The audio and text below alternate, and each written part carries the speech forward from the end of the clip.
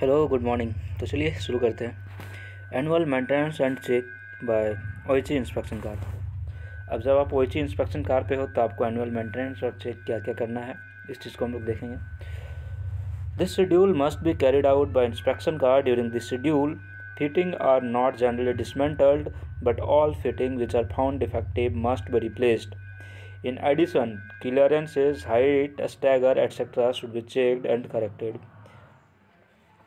ये जो हम लोग आगे पढ़ने वाले हैं, तो इस शेड्यूल में ऐसा नहीं करना है कि हम लोग जब ओएची कार से इंस्पेक्शन के लिए गए हैं या फिर ओएची कार से मेंटेनेंस के लिए गए हैं तो हर एक चीज़ को खोल देंगे और फिर से बनाएंगे। ऐसा नहीं करना आपको। लेकिन जो चीज़ आपको डिफेक्टिव लगता है उस चीज़ को आप फिर से बनाएंगे, या फिर जो हाइट है, जो स्टैगर है, या फिर जो क्लियरेंस है, उस चीज़ को आप एडजस्ट कर सकते हैं, उस चीज़ को आप ठीक कर सकते हैं यदि वो आपको ठीक नहीं मिलता है तो। The detailed work to be carried out during the schedule are as under। क्या करेंगे, तो सबसे पहले हम लोग देखते हैं कि मास्ट, कैंटिलीवर या फिर सपोर्ट, ये सारी चीज़ों के साथ हम क्या करेंगे, इसमें क्या देखेंगे। तो सबसे पहले इसमें आपको रेल लेवल और जो आपका सेटिंग डिस्टेंस है, इस चीज़ को चेक करना है कि ये सही है या नहीं। जहाँ पे हमारा रेल लेवल मार्क किया हुआ है वो वहीं पे है। सेटिंग डिस्टेंस हमारा जहाँ पे मार्क किए हुए थे कि इतना सेटिंग डिस्टेंस होना चाहिए तो वहीं पे है।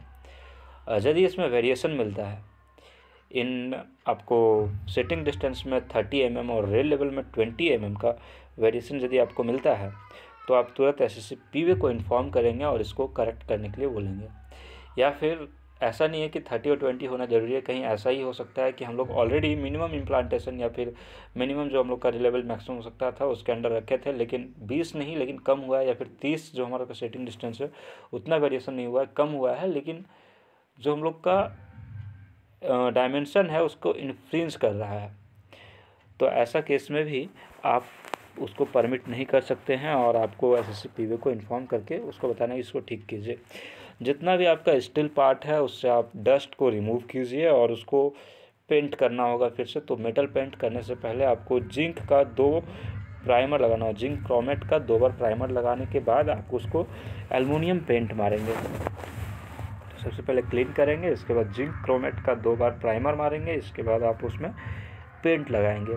आपको चेक करना है जितना भी एंकर है उसका जो नट बोल्ट वगैरह है, चेक नट है, पिन है, वो सारा चीज़ टाइट है, यानी टर्न बकल जो है वो लुब्रिकेट करना है।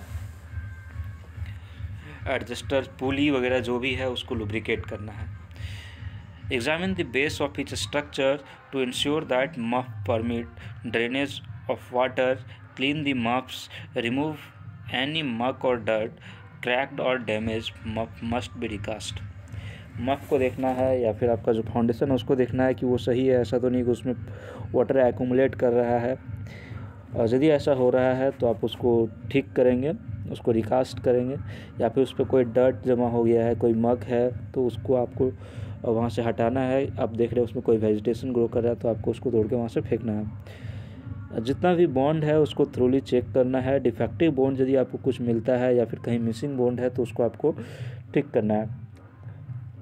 इसके बाद जो भी आपका जीआई बोल्ट है या फिर नट है उसका टाइटनेस के लिए आपको देखना है कि सारे जीआई बोल्ट या फिर नट जो है वो टाइट है या फिर नहीं। जितना भी ग्लेवनाइज्ड पाइप और फिटिंग है उस सारी चीज़ को देखिए। ग्लेवनाइज्ड पाइप और fitting, where galvanation is found to be chipped off the fitting of pipe should be replaced. Minor chipping may be repaired by cold galvanizing paint. Examine register arm and all hooks and fitting for crack. जो आपका register arm है उसमें देखिए कि उस सारा hook और fitting जो है उसमें कहीं क्रैक तो नहीं आ गया है। स्टडी आर्म में कोई क्रैक तो नहीं है। Clean all insulator and carefully check for crack and broken shades. If more than 2 shades are broken or there is any crack on the core of the insulator should be replaced. Check and adjust height and stagger on the basis of setting distance and rail level mark. Close coordination with P-way inspection is required for keeping the permanent way at the current location. Check presence and condition of caution notice board, number plate, casting board, etc. Paint the board as required. Ensure that they are all well secured. Ensure that drain hole in the tube are free and not clogged. तो मास्ट में हम लोगों को क्या क्या चीज़ देखना है, जो मास्ट पेंटिलीवर या फिर सपोर्ट है उसमें सबसे पहले आप जाएंगे तो आपको नीचे का चीज़ को देखना है। सबसे पहले आप अपना मफ को देखिए कि मफ में हमारा कोई प्रॉब्लम है, हमारा फाउंडेशन में कोई प्रॉब्लम है, वेजिटेशन ग्रो कर रहा है, फाउंडेशन टूट रहा है, तो उस चीज़ को आप ठीक कीजिए। उस पर कोई डर्ट जमा हो गया तो उसको आप ठीक कीजिए। इसके बाद आप देखिए कि हमारा सेटिंग डिस्टेंस सही है, कोई इन्फ्रिंजमेंट तो नहीं मिल रहा है, जितना हमारा नोट डाउन किया उससे 30 mm से ज़्यादा वेरिएशन तो नहीं हो गया है। और रेल लेवल को चेक कीजिए, रेल लेवल जितना नोट डाउन किया था उससे 20 mm से ज़्यादा वेरिएशन तो नहीं हो गया, या फिर कोई इन्फ्रिंजमेंट जैसा वेरिएशन तो नहीं हो गया कि वो हमारे डायमेंशन को इन्फ्लुएंस कर रहा है। जितना भी आपका नट बोल्ट है वो सारा टाइट है या नहीं, उस चीज़ को देखिए।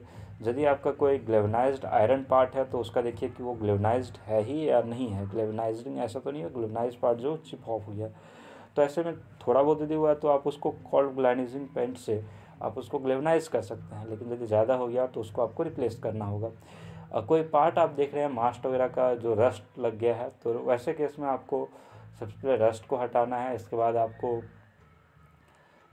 जिंक क्रोमेट का 2 बार प्राइमर मारना है उसके में। इसके बाद आपको एल्युमिनियम पेंट मारना है उसमें, ताकि वो रस्टी नहीं रहे। जितना भी बॉन्ड है आपका नीचे में, बॉन्ड सबको देखना है कि बॉन्ड जो आपको सही है। सभी जगह बॉन्ड है, ऐसा नहीं है कि बॉन्ड मिसिंग है, बॉन्ड टाइट है। जीआई नट बोल्ट को आपको सभी जगह चेक कर लेना है। कोई भी आपका यदि हुक है रजिस्टर आर्म का या फिर आपका स्टडी आर्म का ट्यूब जो है, इन सारे चीज़ को ठीक से देखना है कि इसमें कहीं क्रैक तो नहीं है, ये कहीं से मुड़ तो नहीं गया है। इन सारे चीज़ को देख लेना है। इंसुलेटर को आपको ठीक से देखना है, उसको क्लीन भी करना है, और साथ में उसको देखना है कहीं उसका कोई पेटीकोट टूट तो नहीं गया, कोई चिपिंग तो नहीं है।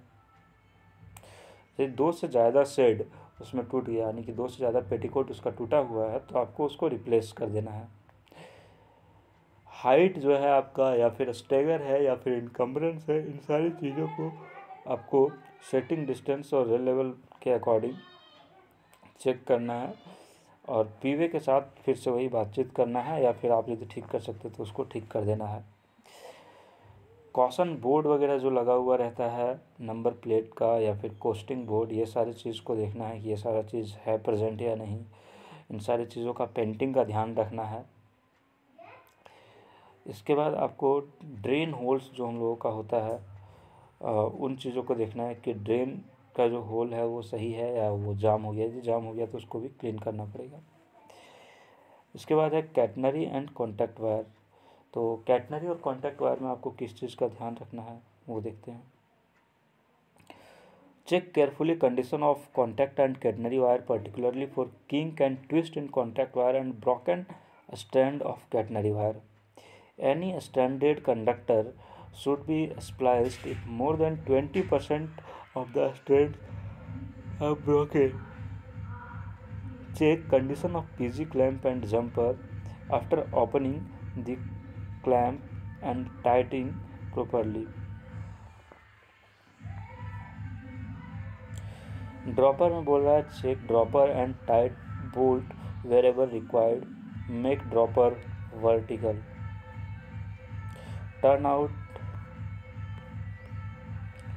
टर्नआउट में आप क्या करेंगे? With OHE inspection car running on main line, checkup if pantograph glide smoothly under the loop line OHE. With OHE inspection car running on loop line, checkup if pantograph glide smoothly under the main line OHE. Check stagger of both OHE at turnout.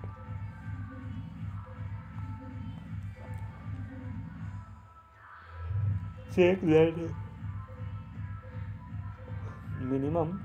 check that main line which of overlap type turnout is about 50 mm below that the turnout OG. Check up cross contact bar if any for displacement and distortion.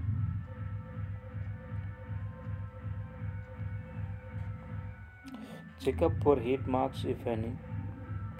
Check up rail level and setting of obligatory mast.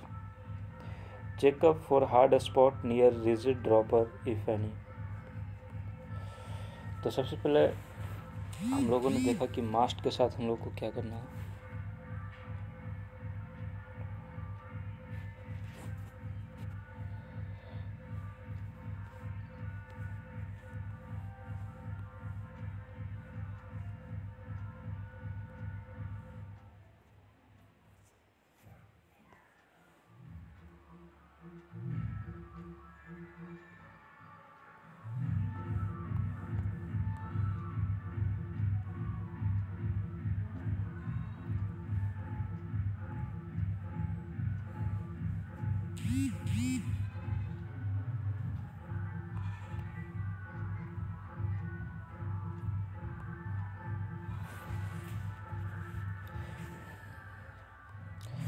तो सबसे पहले हम लोगों ने देखा कि हमें मास्ट के साथ क्या करना है, नीचे की चीज़ों के साथ क्या करना है। हम लोग ऊपर आएंगे तो कॉन्टैक्ट और कैटनरी वायर मिलता है, तो कॉन्टैक्ट और कैटनरी वायर के साथ क्या करना है इस चीज़ को देखेंगे। तो सबसे पहले आपको कॉन्टैक्ट और कैटनरी वायर में कहीं किंक फॉर्मेशन हो रहा है क्या, इस चीज़ को देखना। अब किंक क्या है, किंक का मतलब है कहीं हम लोग का वायर जैसे मुड़ गया है तो उस चीज़ को हम लोग किंक बोलते हैं। जैसे नॉर्मली वायर जो है वो ऐसे सीधा होना चाहिए, लेकिन कभी कभी क्या होता है वायर ऐसे सीधा गया, यहाँ पर ऐसे फॉर्मेशन हो गया, मतलब ऐसे हो गया, तो ये जो है आपका इस जगह पे कॉर्नर बन गया, तो इसको हम लोग बोलते हैं किंक।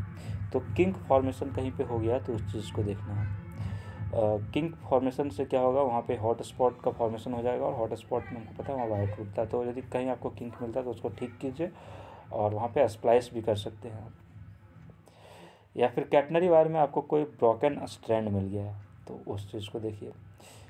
साथ में आपका कहीं पे डाया जो है कॉन्टैक्ट वायर का वो आपको लग रहा है कि कम हो गया है, तो आप उस चीज़ को मेजर करेंगे। आपको हर एक हॉट स्पॉट के जगह पे आपको डाया क्या है कॉन्टैक्ट वायर का उसको मेजर करना होता है। कोई भी कंडक्टर जो है स्टैंडर्ड कंडक्टर, उसमें यदि 20% से ज़्यादा स्ट्रैंड ब्रोकन है तो आपको उसको स्प्लाइस करना होगा।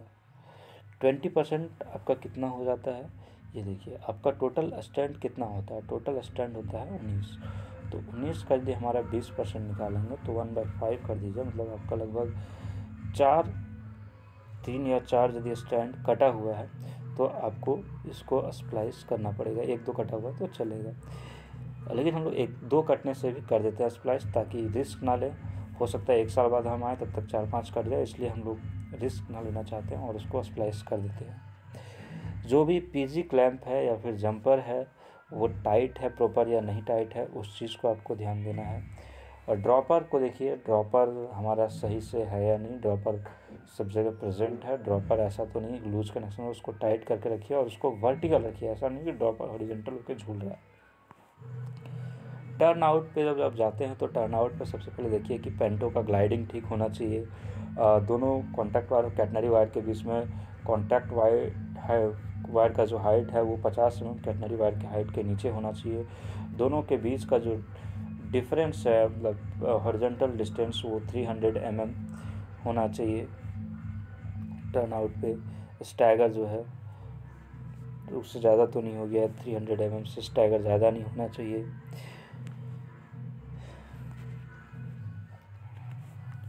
आपको देखना है कि यदि वहाँ क्रॉस कॉन्टैक्ट बार लगाया गया था, जो कि जनरली क्रॉसओवर टाइप जब हम लोग का टर्न आउट होता है तो उसमें लगाते हैं, तो उस चीज़ को आपको देखना है। कोई हीट मार्क आपको वहाँ पे दिख रहा है तो उसके लिए देखना है। रेल लेवल या और सेटिंग डिस्टेंस जो है ऑब्लिगेटरी मास्ट का, उसको देखना है। ऑब्लिगेटरी मास्ट जो हम लोग का वो सही जगह पे प्लेस्ड है यानी उस चीज़ को देखना है। कोई हार्ड स्पॉट का फॉर्मेशन हो गया है वहाँ पे, यदि रिजिड ड्रॉपर है तो उसको देखना है कि कोई हार्ड स्पॉट का फॉर्मेशन है क्या।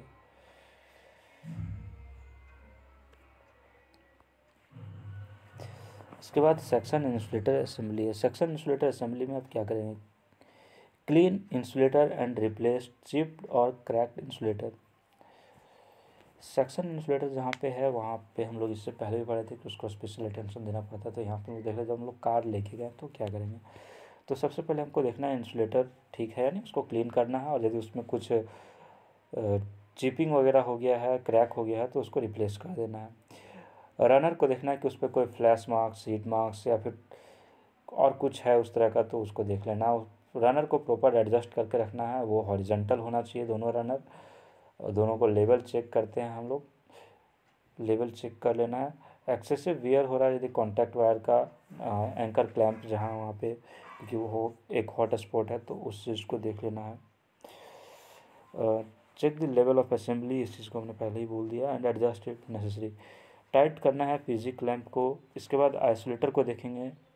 आइसोलेटर में सबसे पहले हम लोग देखेंगे कि वहाँ पे नंबर प्लेट जो है वो ठीक है, क्लीन किया हुआ है, और उसका सिक्योरिटी ठीक है। करेक्टनेस ऑफ ऑपरेशन देखेंगे। Alignment of contact and arcing horn देखेंगे। कॉन्टैक्ट जो होता है हम लोग का वो अलाइंड है या फिर इधर उधर चल जा रहा है, उस चीज़ को देखेंगे। अर्थिंग कंटिन्यूटी होना चाहिए यदि वहाँ पे है तो। मूविंग पार्ट को लुब्रिकेट करना है, लॉक को भी लुब्रिकेट करके रखना है ताकि वो जाम ना हो जाए। इंटरलॉक को भी चेक करना है कि इंटरलॉक प्रोवाइड किया हुआ है तो वो ठीक है या नहीं। डिस्टेंस देखना है मेल और फीमेल के बीच में, जब वो ओपन कंडीशन में होता है तो 380 mm से 500 mm के बीच में होना चाहिए। 380 mm से 500 mm के बीच में होना चाहिए। न्यूट्रल सेक्शन यदि हम लोग का है, वहाँ पे हम लोग का क्या क्या देखेंगे, तो सबसे पहले हम लोग बीड्स को देखेंगे कि इसमें कोई क्रैक आया है। इसके बाद कोटिंग देखेंगे कि इलेक्ट्रिकल इरोजन कोई है। इसके बाद क्लीननेस देखेंगे, इंसुलेटर क्लीन है या नहीं। Check burning of arcing horn सही है, आर्क ट्रैप सही है। Pantograph heat marks on the underside of compression furals and end sleeves of contact wire insulator to ascertain need for adjustment of the runner. Check for free movement of telescopic anti-torsion dropper जो free movement कर पा रहा है या नहीं। Elastomeric below for crack and check insulation resistance, तो ये सारा चीज़ को चेक करना है। ओवरलैप के पास आपको क्या क्या देखना है। सबसे पहले height and stagger of OHE in the overlap section.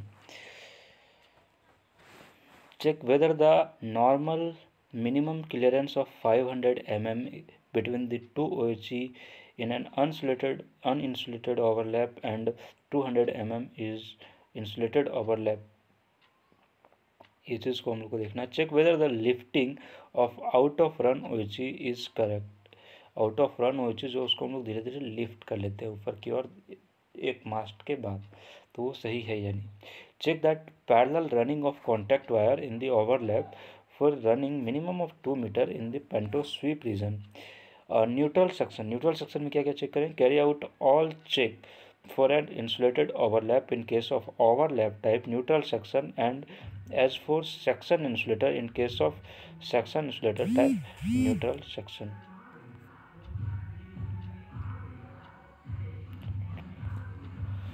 Overline structure और tunnel. Check and record horizontal and vertical clearance and adjust OHE as required। Check and record horizontal and vertical clearance and adjust OHE as required।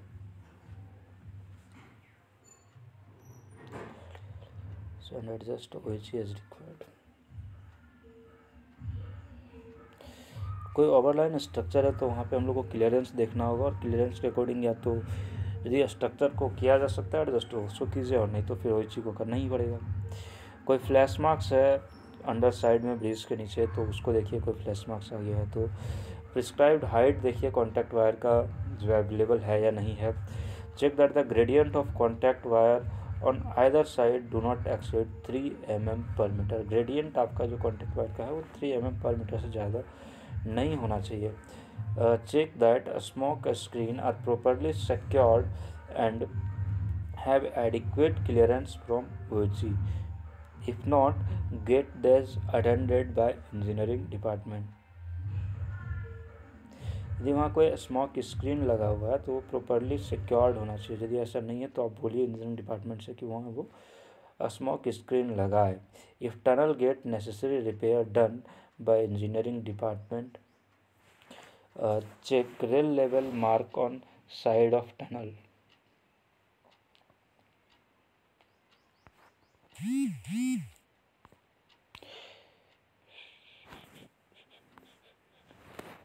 Level crossing में जाएंगे तो level crossing में क्या देखेंगे, check height and gradient of contact wire. Height और gradient क्या है level crossing में कॉन्टैक्ट वायर का। Check condition of road surface and clearance of height gauge. A black band may be marked on the upright at distance of 4 meters from the bottom face of the boom to facilitate measurement of clearance. Regulating equipment. Regulating equipment में क्या करेंगे, check XY dimension in the case of pulley block equipment and ZY dimension in case of winch type equipment, and the prescribed value for the temperature at the time of checking and adjust is required. Check that compensating plate is vertical, if not adjust as required. Lubricate pulley and other moving part. Check if 20 mm wide band in black color are painted on the mast to indicate upper and lower limit of movement of counterweight. Check condition of a stainless steel wire rope for any sign of corrosion and breakage of a stand. Check condition of grooves on the drum pulley of regulating equipment. Bond and earthing connection. Check all bond and replace defective or missing bond. Paint all bond. Inspect earth and record earth resistance. Earth having resistance of over 10 ohm should be attended to. Must check verticality of mast with plumb bomb and take remedial action as required. Sites affected by accident. Such sites which are especially checked and attended to. Feeder line. Check guard wire at road crossing if any. Check earthing of towers. Measure and record earthing resistance of tower. Check and clean insulator and replace those which are cracked or chipped. Check the jumper connection, strand clamps, PG clamps and bimetallic strip. PG clamps. Check and clean oxide from surface. Apply corrosion inhibiting compound. Tighten to prescribed torque. Tighten to prescribed torque. Integrated blocks. The annual maintenance schedule can be organized by adopting the system of integrated block in the scheme. A 3 to 6 kilometer block, jumbo block, is taken by introducing a single line working in the off-peak hour between any two stations. Simultaneously, work is carried out by permanent wave signal and OHE PSI staff during day-night hour. This saves considerable time for taking and returning block, which form a sizable proportion of a short duration block. Effective use of available manpower can also be made by using extra gang depending on the nature of work. Such work may be organized for 2 or 3 days a week in selected section, and instruction issued in advance by appropriate planning. Retensioning of unregulated OHE. The retensioning of unregulated OHE in accordance with the tension temperature chart should be done ordinarily at the end of 6 months from the date of erection and again at the end of 12 months. Thereafter, the tension should be checked up once in 2 years and retensioning done as required. अब next हम लोग का periodical overhaul है, इसको हम लोग बाद में देखेंगे, इससे पहले हम लोग इसको एक बार रिवाइज करेंगे। ओके, तो हम लोग एओएस देख रहे थे कि एओएस में हम लोग बस जब इंस्पेक्शन कार से जा रहे होंगे तो हम लोग क्या क्या करेंगे। तो इसमें सबसे पहले हम लोगों ने मास्ट का इंस्पेक्शन के बारे में देखा था कि मास्ट में किस तरह का इंस्पेक्शन करेंगे। तो मास्ट के इंस्पेक्शन के बारे में हमने देखा था कि सबसे पहले हम लोग रेल लेवल देखेंगे, इम्प्लांटेशन देखेंगे, ये चीज़ में कोई चेंज हुआ तो देखेंगे। 30 mm आइदर 30 mm का वेरिएशन मेरा इम्प्लांटेशन में हो या 20 mm का रेल लेवल में हो, तो हम लोग SSPV के साथ बात करेंगे। या फिर कोई इन्फ्रिंजमेंट हो रहा है, जो मेरा स्टैंडर्ड है उससे कोई इन्फ्रिंजमेंट हो रहा है और ये 30-20 mm का वेरिएशन नहीं हुआ इसके बाद भी, तो भी हम लोग उससे बातचीत करेंगे। हम लोग देखेंगे सारा चीज़ मेरा सही कंडीशन में है, कोई चीज़ रस्टेड नहीं है। यदि रस्टेड है तो उसको हम लोग पेंट करेंगे। एल्युमिनियम पेंट होता है, लेकिन उससे पहले हम लोग प्राइमर मारते हैं जो कि जिंक क्रोमेट का होता है। और नट बोल्ट का टाइटनेस देखेंगे, टर्न बकल वगैरह जो है उसको हम लोग लुब्रिकेट करेंगे। मफिंग वगैरह के ऊपर कुछ पानी वानी जम गया है क्या, ये सब देखेंगे। नट बोल्ट जो है वो सब सही कंडीशन में होना चाहिए, टाइट होना चाहिए। बॉन्ड्स हम लोग चेक करेंगे, बॉन्ड्स सही होना चाहिए। इसके बाद कोई ग्लैवनाइज्ड हम लोग का पाइप है, जीआई पाइप, तो वो सबको देखेंगे कि वो ग्लैवनाइज्ड किया हुआ होना चाहिए। ऐसा नहीं कि ग्लैवनाइजेशन उसका ख़त्म हो जाए। यदि ग्लैवनाइजेशन ख़त्म हो जाता है तो उसको हम लोग कोल्ड ग्लैवनाइजेशन पेंट करेंगे। इसके बाद कोई इंसुलेटर है, यदि वो इंसुलेटर टूट गया है तो उसको देखेंगे। यदि उसका दो जो पेटीकोट है या शेड है वो यदि टूट गया है तो उसको हम लोग रिप्लेस कर देंगे। हाइट को देखेंगे और स्टैगर को देखेंगे कि हाइट और स्टैगर सबका सही है या नहीं, इसको मेजर करेंगे। सेटिंग डिस्टेंस को मेजर करते हैं हम लोग, इनकम्बरेंस को मेजर करते हैं, पोजीशन क्या है, कंडीशन क्या है, नंबर प्लेट वगैरह का, वो सारा चीज़ चेक करेंगे। इसके बाद ड्रेन हॉल जो है हम लोग का ट्यूब में, उसको चेक करते हैं कि वो कहीं कॉगिंग तो नहीं हुआ है, उसमें जाम तो नहीं हो गया है। कॉन्टैक्ट और कैटनरी वायर को देखने का बात आता है तो सबसे पहले हम लोग देखेंगे कि ये सही कंडीशन में है, इसमें बहुत ज़्यादा हॉगिंग या बहुत ज़्यादा सैगिंग तो नहीं हो गया है। इसके बाद देखेंगे कि इसका स्टैंड टूटा हुआ तो नहीं है। कैटनरी के लिए हम लोग देखेंगे स्टैंड टूटा हुआ। कभी भी यदि कोई स्टैंडर्ड वायर का 20% से ज़्यादा स्टैंड टूट जाता है तो उसको स्प्लाइस करना मस्ट है, उसको स्प्लाइस करना ही है। और यदि हम लोग का कोई कॉन्टैक्ट वायर है तो उसमें देखेंगे कोई किंग फॉर्मेशन हो रहा है क्या। यदि किंग फॉर्मेशन हो रहा है तो उसको हम लोग ठीक करेंगे। पीजी क्लैंप जहाँ पे हम लोगों का लगा हुआ है जंपर वगैरह, तो उसको हम लोग देखेंगे पीजी क्लैंप जो है वो ठीक से टाइट है, यानी ठीक से टाइट कहने का मतलब ये भी नहीं होता है कि बहुत हैवी टाइट होना चाहिए, बहुत कम भी नहीं होना चाहिए, बहुत हैवी भी नहीं होना चाहिए। जितना टाइट चाहिए उतना टाइट होना चाहिए वो। ड्रॉपर को देखेंगे, ड्रॉपर का जो बोल्ट्स है वो सब सही से टाइट है या नहीं। ड्रॉपर वर्टिकल होना चाहिए, ऐसा नहीं कि ड्रॉपर एंगुलर हो गया है। कभी कभी ऐसा होता है ड्रॉपर एंगुलर हो जाता है, लेकिन वो स्पेशल केस है तो ठीक है, लेकिन हम लोग को कोशिश करना है कि ड्रॉपर हमेशा वर्टिकल होना चाहिए ताकि कॉन्टैक्ट वायर का जो लोड है उसको कैटनरी वायर पूरी तरह से ले सके। टर्न आउट में हम लोग देखेंगे सबसे पहले पेंटो ग्लाइडिंग करवा के देखेंगे कि पेंटो स्मूथली ग्लाइड कर रहा है कि नहीं। जब हम लोग मेन लाइन पे जा रहे हैं तो जो हम लोग का टर्न आउट वाला ओइची है उसका पेंटो स्मूथली ग्लाइड कर रहा है।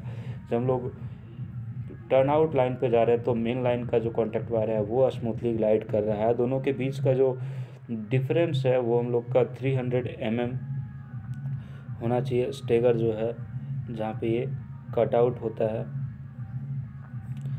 नॉर्मली कितना होता है 150 टू 750 mm उसके बीच में होता है, लेकिन ऐसे हम लोग नॉर्मल पकड़ के रखते हैं कि 300 mm पे वो टर्न कट होना चाहिए। दोनों के बीच का डिफरेंस जो हम लोग 5 सेंटीमीटर बोलते हैं, मेन लाइन नीचे होना चाहिए और टर्न आउट लाइन जो वो ऊपर होना चाहिए। इसके बाद यदि वहाँ पे हम लोग क्रॉस कॉन्टैक्ट बार लगाते हैं, जो कि हम लोग बेसिकली ये क्रॉस टाइप में ही लगाते हैं क्रॉस कॉन्टैक्ट बार, तो उसको देखेंगे कि वो अपने सही जगह पे है, वो डिस्प्लेस्ड तो नहीं हो गया है। कोई हीट मार्क्स है तो उसको देखेंगे। रेल लेवल सेटिंग डिस्टेंस तो ऑब्लिगेटरी मास्ट का देखना ही है। इसके बाद हार्ड स्पॉट कोई फॉर्मेशन हुआ है रिजिड ड्रॉपर के पास, उसको देखेंगे। कोई सेक्शन इंसुलेटर है तो उसके पास यदि हम लोग पहुँच गए तो सेक्शन इंसुलेटर के पास क्या देखेंगे, तो सेक्शन इंसुलेटर को सबसे पहले क्लीन करना है। जो उसका इंसुलेटर है उसको क्लीन करने के बाद उसमें देखेंगे कि कोई इंसुलेटर जो वो चिपिंग तो नहीं हुआ है। इंसुलेटर यदि चिपिंग हुआ है तो उसको रिप्लेस कर देंगे। इसके बाद देखेंगे पेंटो जो है वो रनर पे स्मूथ जा रहा है, मतलब दोनों एक लेवल पे है या नहीं। ऐसा तो नहीं है कि रनर जो वो नीचे आ गया, एक रनर ऊपर चला गया। इस चीज़ को देखेंगे, लेवल एडजस्ट करेंगे। या फिर देखेंगे रनर जो है ऐसा तो नहीं है बहुत घिस गया है। रनर यदि बहुत घिस गया है, 2 mm बचा हुआ है तो उसको हम लोग रिप्लेस करते हैं। तो उसको भी हम लोग देखेंगे कि रनर जो है बहुत ज़्यादा घिसा हुआ नहीं होना चाहिए। 2 mm यदि घिस जाता है तो उसको हम लोग रिप्लेस कर देंगे।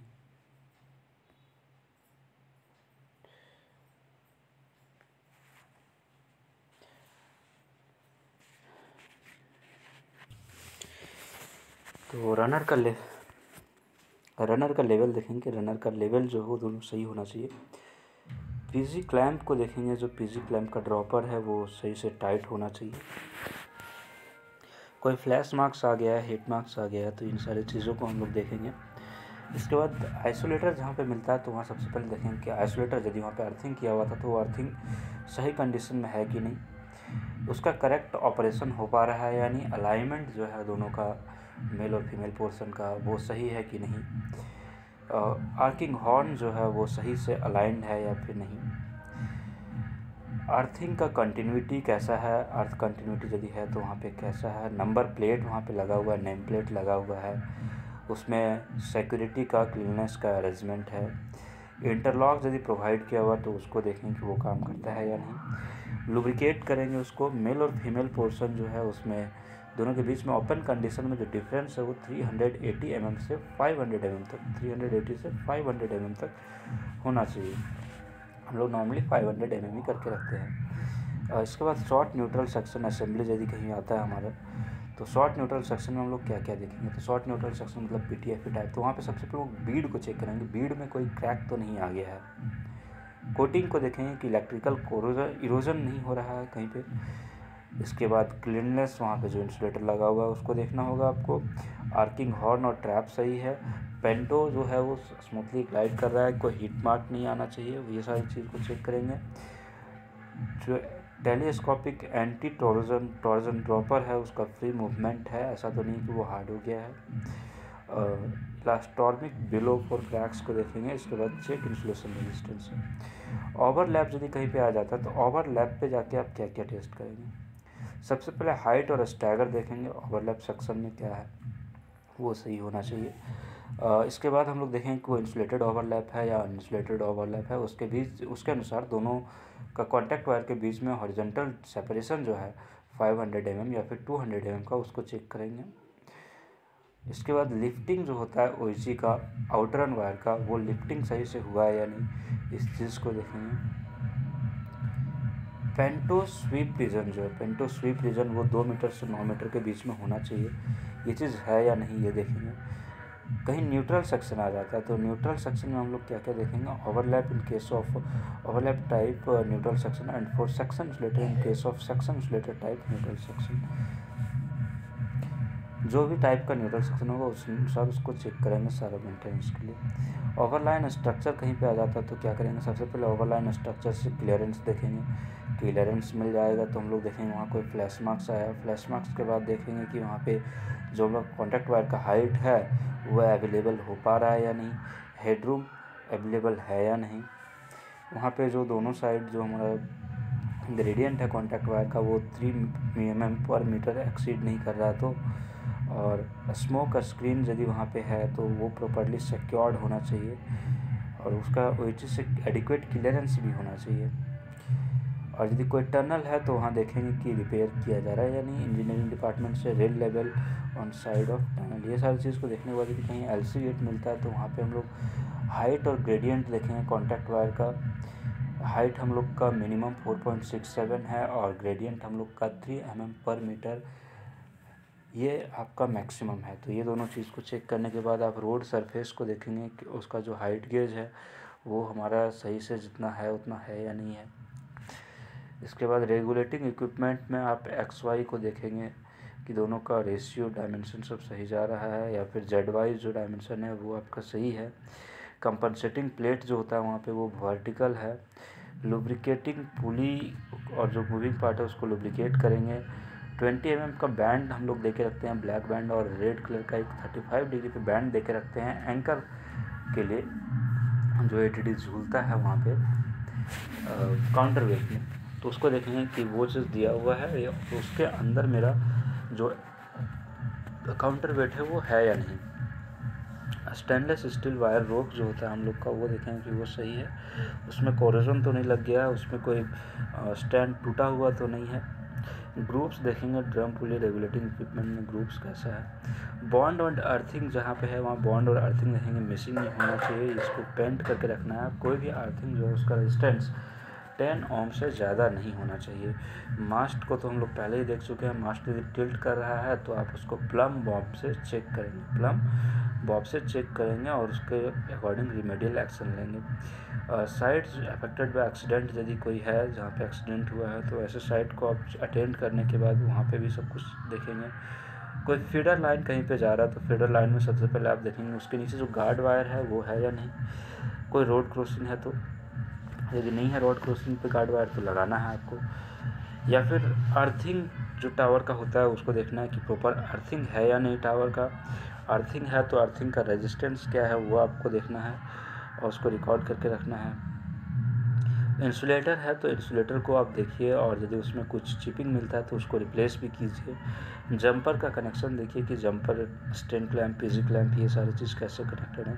कहीं पीजी क्लैंप मिलता है तो उसको खोल के मत देखिए, लेकिन देखिए कि उसके ऊपर ऑक्साइड का सरफेस तो नहीं बना हुआ है, कोई कोरोजन तो नहीं लग गया है। और कोरोजन यदि नहीं लगा हुआ है तो उस पर आप कोरोजन लग गया तो कोरोजन रिमूव किया, कोरोजन नहीं लगा हुआ तो ठीक है, उसके ऊपर आप कोरोजन इनहिबिटिंग कंपाउंड को लगाते हैं। टाइट कीजिए उस सारे पीजी क्लैंप को। इंटीग्रेटेड ब्लॉक्स यदि आपको मिल पाता है तो आप इंटीग्रेटेड ब्लॉक्स लीजिए 6-7 किलोमीटर में, उसमें सिग्नल, पीवे और टीआरडी एक साथ मिलकर काम करेंगे। ऐसा आप कर सकते हैं हमेशा। रिटेंशनिंग कीजिए अनरेगुलेटेड ओएची का, यदि अभी भी इंस्टॉल किए हैं उसको, तो पहला बार जो टेंशनिंग होगा वो 6 मंथ में कीजिए, फिर 12 मंथ में कीजिए। इसके बाद आप 2-2 मंथ में करेंगे तो, 2-2 साल में करेंगे तो चलेगा। ये हो गया आपका एएच ख़त्म। तो एएच में हम लोग क्या क्या देखें उस चीज़ को एक बार फिर से मैं आपको बताता हूँ। सबसे पहले तो आप मास्ट में क्या क्या देखेंगे, बॉन्ड्स में क्या क्या देखेंगे, सेक्शन इंसुलेटर में क्या क्या देखेंगे, न्यूट्रल सेक्शन में क्या क्या देखेंगे। इसके बाद आपको जो फीडर लाइन है उसमें क्या क्या देखेंगे, कॉन्टैक्ट कैटनरी वायर है उसमें क्या देखेंगे, ड्रॉपर्स है उसमें क्या देखेंगे, पीजी क्लैंप कहीं मिलता है उसमें क्या देखेंगे। ये सारी चीज़ों को आपने देखा। तो बेसिकली उसमें है कोई भी फॉल्टी जगह मिलता है, फॉल्टी सेक्शन मिलता है तो आपको उसको ठीक करना है, और यदि फॉल्टी नहीं है देन इट्स ओके। इसके बाद है आपका POH, पीरियोडिक ओवरहॉल। तो पीरियोडिक ओवरहॉल के बारे में हम लोग नेक्स्ट लेक्चर में देखेंगे।